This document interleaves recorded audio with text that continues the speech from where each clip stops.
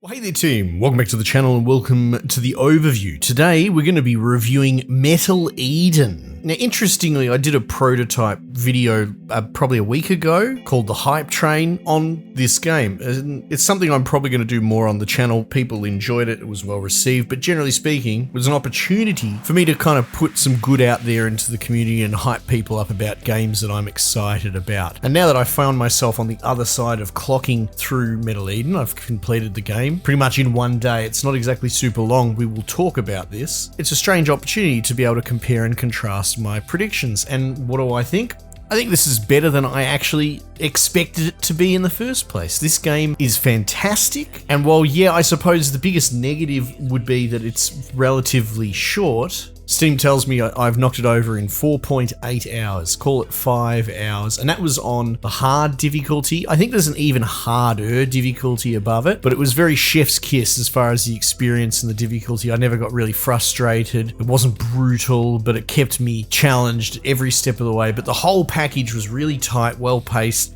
I can say nothing but good things about it. And so, if you're not across it, I've been doing an experimental scoring system this year with games. The idea is to review 100 games over the course of a year and rank them all from 100 down to 1. It's not going to be for everyone, but it is for me, and the idea is it's a tool so that you can look at my playlist, which will be linked in the video's description, and see at a glance in what order I would recommend games to you if you're curious to buy something new, which I find to be a great deal more helpful than, say, just giving everything 7 out of 10 so that the review keys don't dry up. So at the time of this recording, I'm scoring us at 90%, which is to say sitting between Monster Hunter and Elden Ring Night Rain. So both games I loved personally, so it's very high praise indeed. On pedigree, it's made by Rycon Games. I'm not really sure how best to pronounce it, but they're probably most known for Ruiner, which is a game that's probably about 10 years old now. Very stylish, very cyberpunk, totally different genre.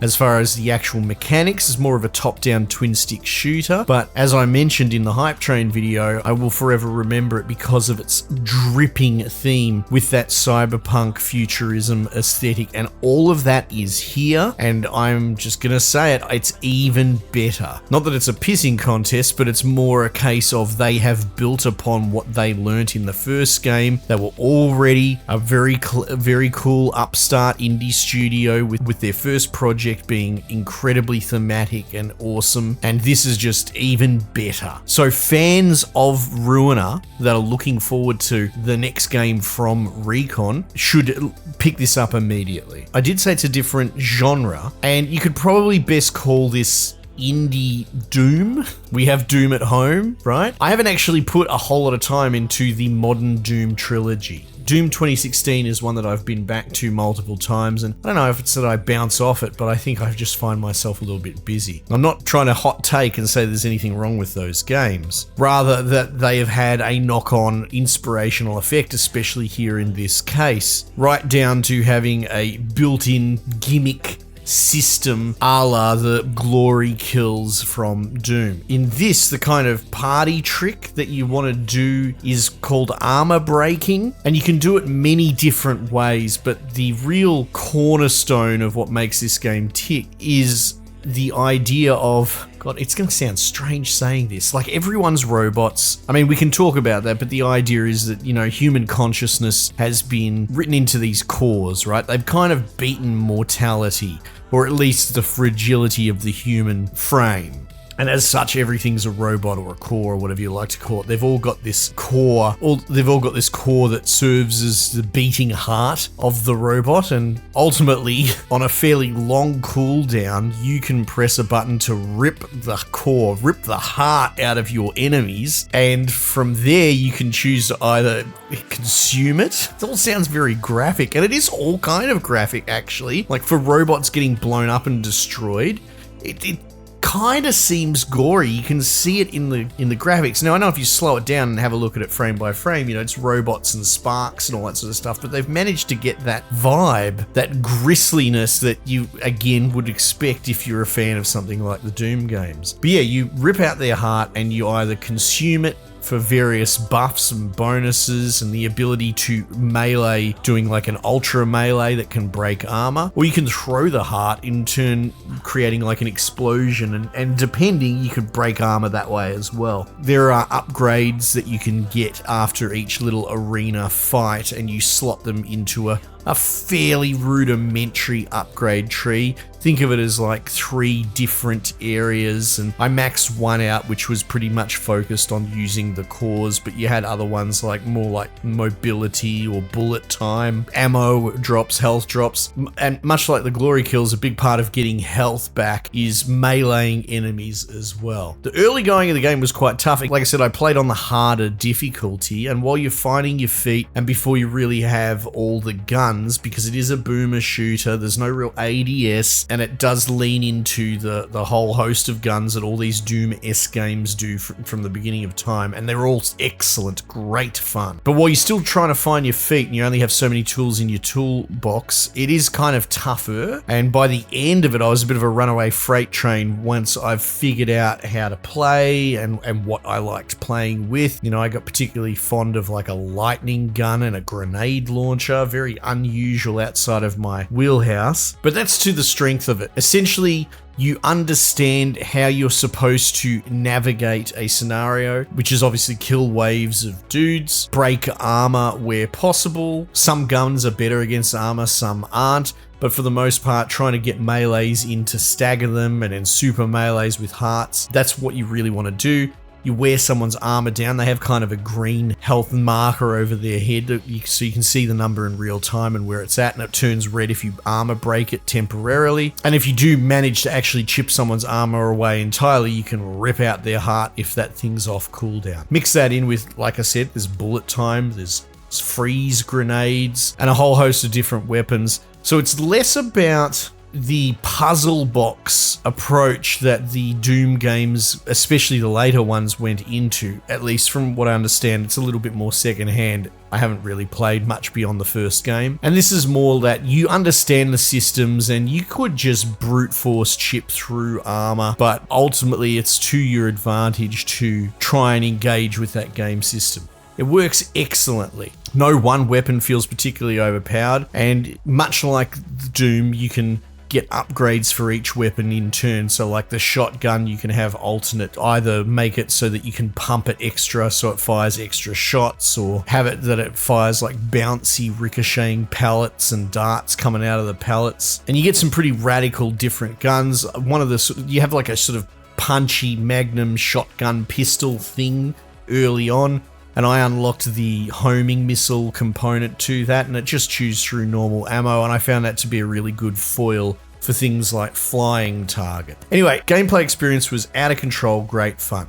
Narrative is, I don't want to say non-existent. I had to real think about this, right? Because I enjoyed the vibe. I enjoyed the point A to point B, the entire experience. I pretty much played the game in close to one sitting. I got up and did stuff around the house and whatever, but I kept coming back with the bloody vengeance, with a hunger, right? And it was this really well-paced experience. The story has you fighting and chasing through these architect guardian things. You got to get 4 core MacGuffins, and ultimately the story is non-existent. It's not important. It's a carrot on a stick.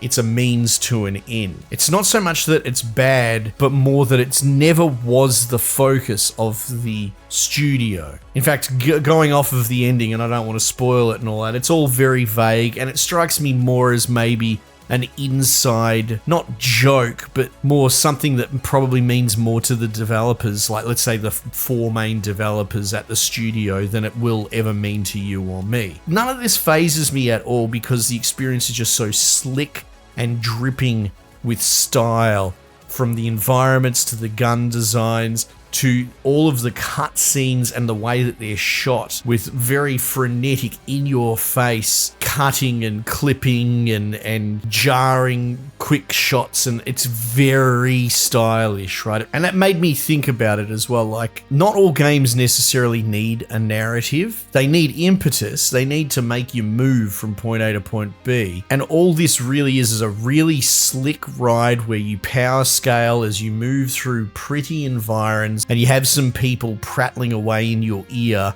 just kind of waxing soft philosophic depending on the dude and what chapter you're in, and just blasting quotes. You know, one guy seems particularly hung up about Kanban and agile development and how it got them here, and corporations got you living in flats instead of a picket fence with a dog and a garden.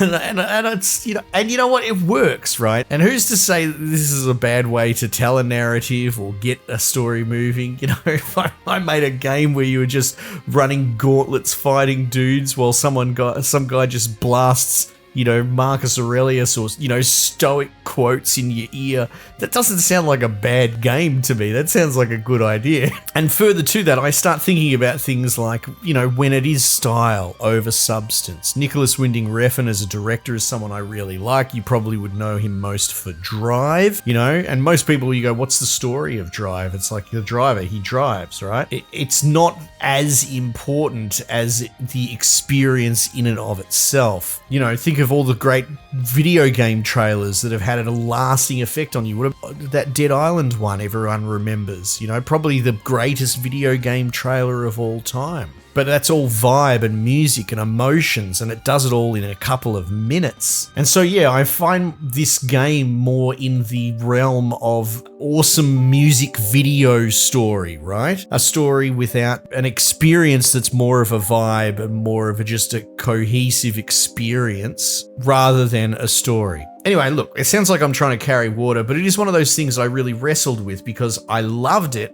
I enjoyed it, and yet the story is inconsequential. Books go to movies and movies to video games, and this is a different medium all its own, and who says it has to be a stringent storybook like a paperback novel? So yeah, you rip out Robo Hearts, you get some upgrades, it's very boomer shooter. I had no performance issues whatsoever. This thing just went absolutely guns blazing. I mean, it was cooking my GPU pretty hard on my stats, but I didn't have any stuttering issues, crashes, load problems.